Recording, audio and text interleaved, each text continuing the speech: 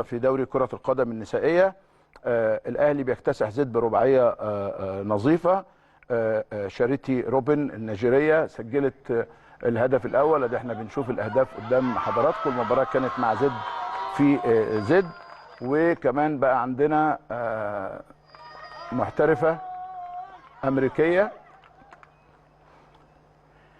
مايا داردن سجلت هدف التعديل. عندنا اكثر من لعيبه محترفه في الفريق. دي طبعا هو مستوى الحراس الى حد ما في بعض الفرق يعني ليس على المستوى المتميز.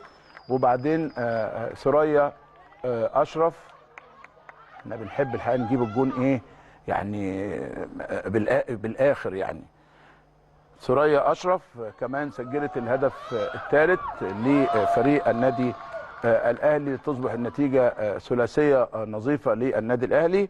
واخيرا نادين غازي سجلت الهدف الرابع مع الدقيقه 70. الاهلي في المركز الثاني 39 نقطه خلف مسار 42 نقطه. كان تشكيله النادي الاهلي: مهد مرداش، الكسندرا، نورا خالد، ثريا اشرف، رودينا عبد الرسول، لولو نصر ودي فلسطينيه، حبيبه عصام، ومنى طارق، ومايا داردن، نادين غازي، وشارتي روبن. وكان البدلاء اسراء السقا وامل ناصر وجانا محمود وحبيبه عمر ونديم محمد وشهد هشام ونور ادريس ومريم عفيفي واشراقه عادل. وبعضهم شارك في بعضا من احداث اللقاء.